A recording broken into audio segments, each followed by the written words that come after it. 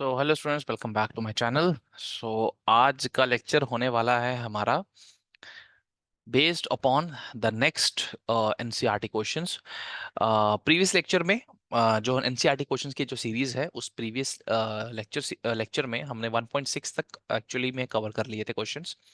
आज हम ऑनवर्ड्स उसके करेंगे और इसमें electric dipole,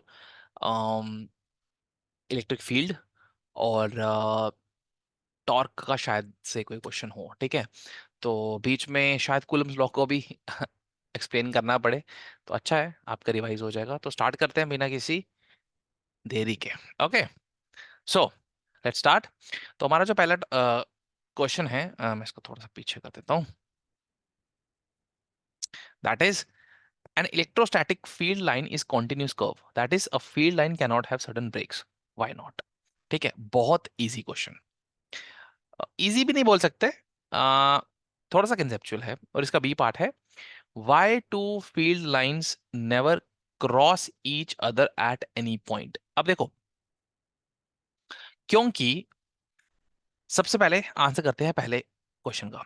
electrostatic field line एक कॉन्टिन्यूस कर्व है, हमें पता है, पॉजिटिव से नेगेटिव सीधा जो है वो जाता है। ठीक है, that is a field line can not have sudden breaks. अब ब्रेक्स क्यों नहीं हो सकते, अब सुनो ध्यान से। देखो, आराम से समझना, बहुत इजी इजी इजीली मैंने समझाया।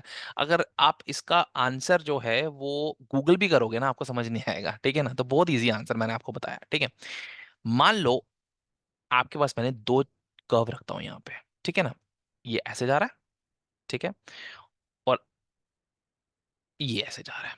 ठीक है, ओके, दोनों इलेक्ट्रिक फील्ड लाइन है। ठीक है ना, एक कॉन्टिन्यूस है, नो कवर, कवर बोल रहा हूँ, नो नो ब्रेक। इसमें एक छोटा सा ब्रेक है। ठीक है, ये जो आपको स्पेस दिख रही है ना, ये ब्रेक है। ठीक है, ओके, अभी मैं डाल देता हूँ इसको। ठीक है, अच्छा, अब देखो भाई, क्या दिक्कत है कि ब्रेक क्यों नहीं हो सकता।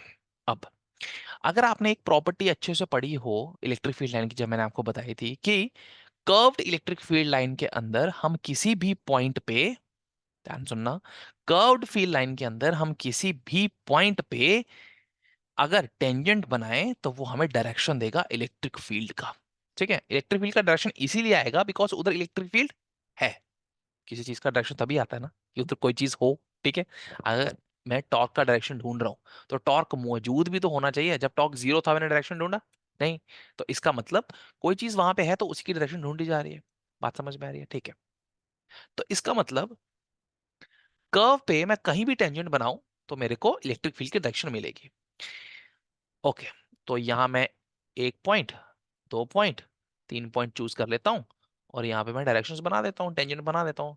यहाँ पे ये डायरेक्शन है, यहाँ पे ये डायरेक्शन है, यहाँ पे ये डायरेक्शन। इधर आ जाओ, इधर मैं एक पॉइंट चुनता हूँ, एक, ये क्या, ये तो खाली जगह है, यहाँ पॉइंट कैसे मार्क करूं? इसका मतलब खाली जगह का मतलब क्या है? कोई इलेक्ट्रिक फील्ड ही नहीं है, तो डायरेक्शन कहाँ से आएगी? इसका मतलब कोई इलेक्ट्रिक फील्ड ही नहीं है, तो डायरेक्शन कहाँ से आएगी? इसका मतलब ये है कि इस जगह पे जो है वो इलेक्ट्रिक फील्ड प्रेजेंट ही नहीं है। ऐसा हो सकता है? ऐसा हो सकता है? मान लो, ये तो वही बात होगी, मान लो ये चार्ज है, इसने इलेक्ट्रिक फील्ड बनाई। ठीक है ना, तो लाइंस की खींचने पड़ेंगी। ठीक है ना, ऐसा हो सकता है कि ये लाइन बीच में से इधर से गायब हो जाए और यहां पे फिर से आ जाए। This is not possible. ठीक है, एम्प्टी स्पेस का मतलब क्या है? बीच में ब्रेक्स इसीलिए नहीं हो सकती बिकॉज इलेक्ट्रिक फील्ड जो है वो एक कॉन्टिन्यूस क्वांटिटी है। ठीक है ना, इलेक्ट्रिक फील्ड का मतलब ये नहीं है कि वो बीच में होगी और आगे जाके नहीं होगी फिर आगे जाके उसके हो जाएगी, ऐसा नहीं होता। इलेक्ट्रिक फील्ड एक ऐसी क्वांटिटी है जो कि कॉन्टिन्यूस है, उसमें ब्रेक नहीं आ सकती। वो अपनी वैल्यू को जीरो नहीं कर सकती इन बिटवीन। ठीक है ना, जीरो होगी इन्फिनिटी पे होगी यार जीरो। ठीक है ना, मगर बीच में जीरो होके फिर से उसकी वैल्यू नहीं आ सकती। इस तभी हम इलेक्ट्रिक फील्ड लाइंस के अंदर ब्रेक्स नहीं लगा सकते। बिकॉज अगर हमने इलेक्ट्रिक फील्ड लाइन के अंदर ब्रेक लगा दी तो इसका मतलब क्या है? That empty space shows us that there is no electric field present in that space और that area, which is not possible. Which is not possible. इसका मतलब क्या हुआ कि यहाँ पे इलेक्ट्रिक फील्ड की वैल्यू है और यहाँ पे खत्म हो गई, जीरो हो गई, फिर से स्टार्ट हो गई। ऐसा कुछ नहीं हो सकता, ऐसा नहीं होता, ऐसा इम्पॉसिबल है। ठीक है, that is why electric field line is not a sudden break वाला काम, it is a continuous curve. ठीक है, पहला पार्ट समझ में आ गया। ठीक है, दूसरा पार्ट समझेंगे। Explain why two field lines never cross each other at any point. बहुत सिंपल, बहुत सिंपल। दो फील्ड लाइंस इसलिए क्रॉस नहीं करती बिकॉज अगर वो क्रॉस करेंगी तो इंटरसेक्शन पे आपके पास दो डायरेक्शंस आ जाएंगी इलेक्ट्रिक फील्ड की, जो कि पॉसिबल नहीं है। ठीक है, पहला क्वेश्चन खत्म। Very good, moving on to next. चलिए, two point charge, three milli coulomb and three minus three milli coulomb are located 20 centimetre apart in vacuum. तो तुम्हें दिख रहा होगा एक पॉजिटिव है एक नेगेटिव है और दोनों इक्वल और ऑपोजिट हैं, तो ये क्या हो गया, एक डाइपोल हो गया। ओके, 20 सेंटीमीटर अपार्ट मतलब कि बीच का जो डिस्टेंस है 2a वो कितना है, 20 सेंटीमीटर, मतलब कि मीटर में कन्वर्ट करूं तो -2। ठीक है, in vacuum. What is the electric field at the mid point of the line joining the two charge. Okay, plus Q minus Q, mid point, electric field चाहिए हमें। ठीक है ना, टेस्ट चार्ज रख दिया पी। अब ये टेस्ट चार्ज इसकी वजह से रिपेल होगा इस साइड और इसकी वजह से भी अट्रैक्ट होगा इस साइड। ये नेगेटिव चार्ज को अट्रैक्ट करेगा इसी साइड और ये रिपेल करेगा इसी साइड। तो इलेक्ट्रिक फील्ड 1, इलेक्ट्रिक फील्ड 2। अच्छा, मिड पॉइंट बोला है तो यहां से लेके यहां 10 सेंटीमीटर और यहां से लेके यहां फिर से 10 सेंटीमीटर। ठीक है, तो अगर ये ई है तो ये भी ई ही होगा, क्यों, इक्वल इलेक्ट्रिक फील्ड आएंगे ना।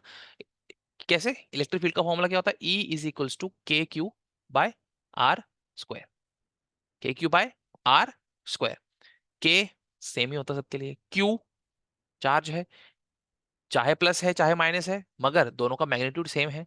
और आर दोनों के लिए, पी पॉइंट से क्यू का डिस्टेंस और पी पॉइंट से माइनस क्यू और प्लस क्यू का डिस्टेंस दोनों क्या है, सेम है, 10 और 10। ठीक है, हो जाएगा।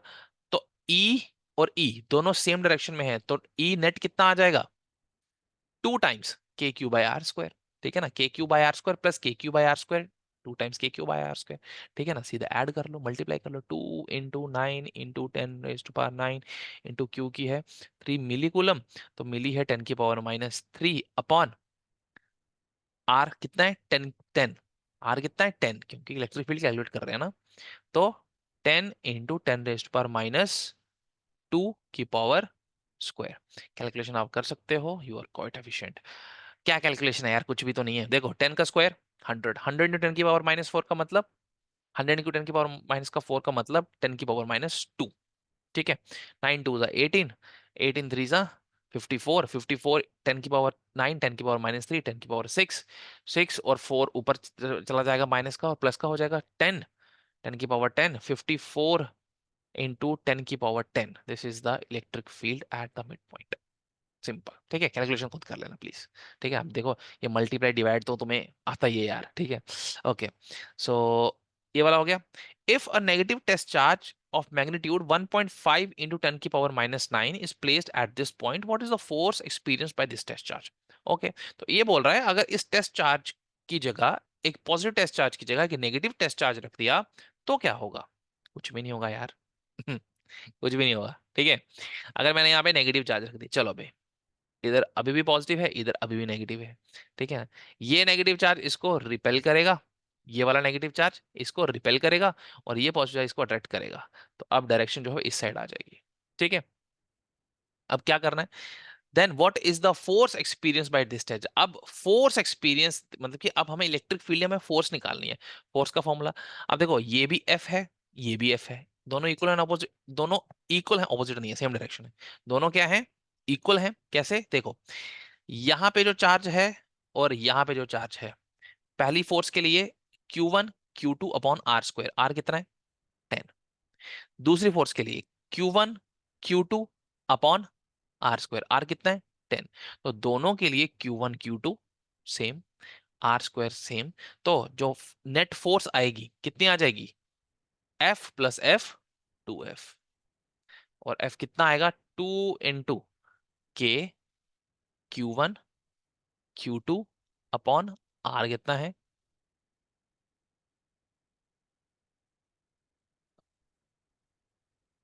मारो मजे। और अगर तुम थोड़ा थोड़ा सा दिमाग लगाओ तो तुमने ये चीज कैलकुलेट कर ली है पहले से ही, पता है, 2KQ/R²। सीधा इसके साथ इस, ये जो आंसर आएगा ना, ये देख लो, 2KQ/R² तुमने कैलकुलेट कर लिया है, इसके साथ जो नया वाला चार्ज है ना, ये वाला, बस ये मल्टीप्लाई करना, तुम्हारा आंसर आ जाएगा। ठीक है। और अगर थोड़ा सा दिमाग और लगाओ तो जब उसने फोर्स बोला तो फोर्स का फॉर्मूला क्या होता है भाई, F = QE। इस पॉइंट पे जितनी इलेक्ट्रिक फील्ड है उसके साथ Q का मल्टीप्लाई कर दो। Q कौन है इधर, मतलब किसके ऊपर फोर्स कैलकुलेट करनी है, इस चार्ज के ऊपर। Simple as that. ठीक है। कोई ना, आहिस्ता आहिस्ता दिमाग और खुलेगा और लगेगा भी। ठीक है। Okay, moving on to next question.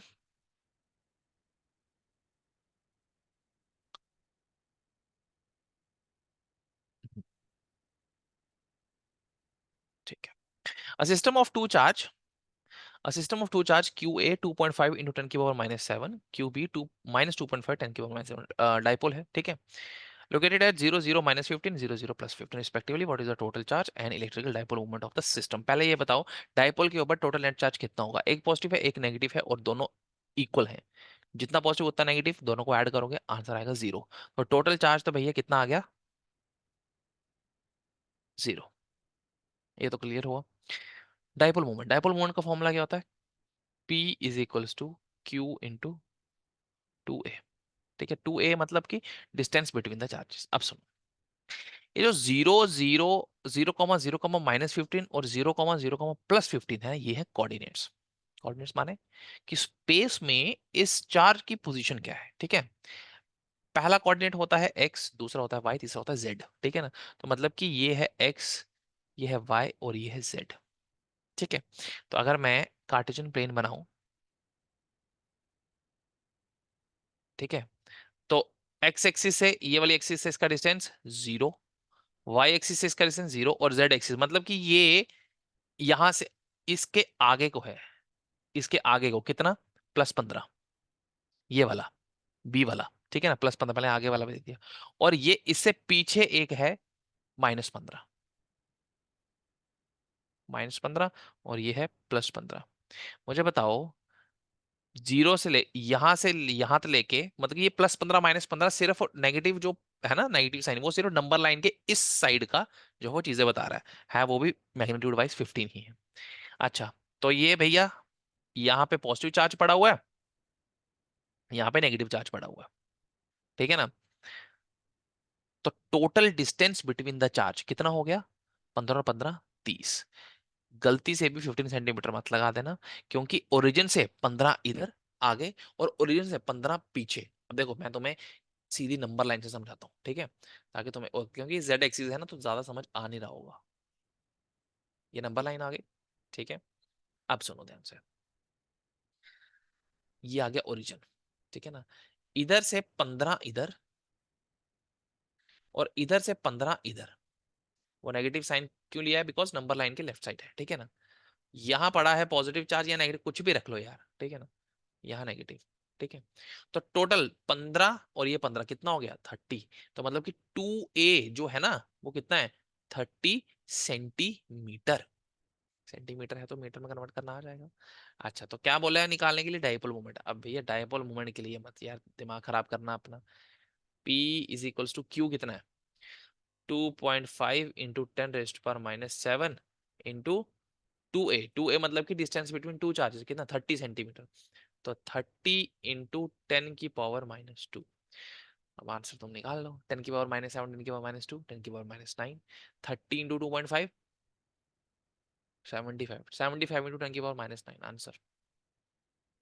It is that easy. ठीक है। तो आहिस्ता आहिस्ता क्वेश्चंस जो है वो निकालते चलो। नेक्स्ट क्वेश्चन, थोड़ी सी एक्यूरेसी के साथ स्पीड भी रखना जरूरी है। Ultimately we are preparing for competitive exams, जहां पे आपको 1 से 1.5 मिनट मिलेगा एक क्वेश्चन को सॉल्व करने के लिए।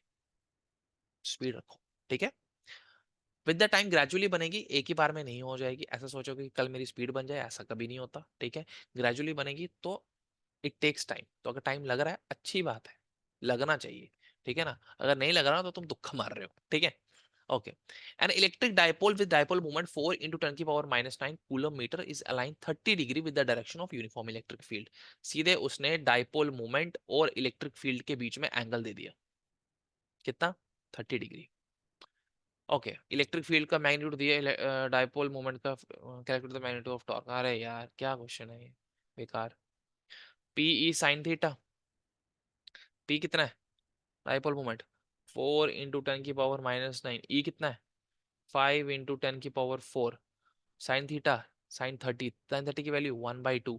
2 से 2 मरा, 5 2 जा 10, 10 into 10 की पावर -9 + 4 -5, खत्म। टॉर्क का यूनिट लगा दें न्यूटन मीटर, ठीक है। इजी है ना, इजी है यार, सब कुछ इजी है मेरे भाई। Okay, next question. A polythene piece rubbed with the wool is found to have a negative charge of इतना। Okay, estimate the number of electrons। यार ये क्वेश्चन मैंने तुम्हें करवाया हुआ, ठीक है ना। Estimate the number of electrons. आपके पास अगर चार्ज है तो नंबर ऑफ इलेक्ट्रॉन्स निकालने का फॉर्मूला क्या है, quantization, Q is equals to N into e. आपके पास चार्ज है, आपके पास एक इलेक्ट्रॉन का चार्ज है, आपको N निकालना है। N किसके बराबर आ जाएगा, Q/E। Q कितना है, 3 into 10 की पावर -7 अपॉन E कितना है, 1.6 into 10 की पावर -19। कर लो सॉल्व, आंसर आ जाएगा। Is there a transfer of mass from wool to polythene, point to be noted. What is charge, a property of matter. Matter, क्या मतलब है मैटर का, एनीथिंग व्हिच हैज मास। जिसके पास मास है उसके पास चार्ज है, तो अगर चार्ज ट्रांसफर हो रहा है तो उसका मतलब मास भी ट्रांसफर हो रहा होगा। क्यों भाई, इलेक्ट्रॉन का मास नहीं होता, चाहे बहुत कम होता है, ट्रांसफर तो हो रहे हैं ना। अगर इलेक्ट्रॉन ट्रांसफर हो रहे हैं, अगर 100 इलेक्ट्रॉन्स भी गए तो उसके पास 9 into 10 की पावर -31 into 100 kg का मास, बहुत छोटा है मुझे पता है, हो गया। कहने का मतलब अगर चार्ज ट्रांसफर हो रहा है तो थोड़ा सा मास भी ट्रांसफर होगा। Moving on, 1.12 last question of the lecture, ठीक है। अच्छा, इसके बाद वाले जो क्वेश्चंस है ना, आई थिंक 1.20 तक क्वेश्चंस हैं। तो 1.20 तक जो क्वेश्चंस है, they are comprised of Gauss law, electric flux और एरिया वेक्टर। अरे एरिया, सॉरी एरिया वेक्टर तो नहीं का सब टॉपिक है, Gauss law and electric flux उसके ऊपर है, ठीक है। तो इस लेक्चर के बाद हमारा गॉस लॉ और इलेक्ट्रिक फ्लक्स कंप्लीट होगा, then will move on to that questions, okay. तो 1.12, two insulated copper spheres A and B having their centers separated by a distance of 50 centimeters। बहुत इजी क्वेश्चन है यार ये, ठीक है, Coulomb's law के ऊपर बेस्ड है, ठीक है। दो स्फेयर्स हैं, व्हाट इज द 50 सेंटीमीटर, और दोनों के ऊपर चार्ज सेम है, 6.5 into 10 की पावर -7, 6.5 into 10 की पावर -7 कूलम्स, ठीक है। तो दोनों के ऊपर जो है वो 50 सेंटीमीटर से अपार्ट हैं दोनों जने, ठीक है। फोर्स ऑफ रिपल्शन निकालनी है इन्होंने, ये भी बता दिया, देखो रिपल्शन है, आपको ये भी जरूरत नहीं है, ठीक है। दोनों पॉजिटिव है तो रिपेल होंगे, ठीक है। The force is calculated with the help of Coulomb's law, Q1 Q2 by R square into K, जरूर मल्टीप्लाई कर लेना। K की वैल्यू 9 into 10 की पावर 9, 6.5 into 10 की पावर -7 का स्क्वायर, क्योंकि Q1 Q2 बराबर हैं, और R आएगा 50 into 10 की पावर -2 का स्क्वायर, ठीक है। फोर्स ऑफ रिपल्शन आ गया, ठीक है। अब उन्होंने बोला है कि what is the force of repulsion if each sphere, if each sphere is charged double the amount and the distance between them is halved। वाह भाई, force is proportional to product of charge and inversely proportional to the distance between them।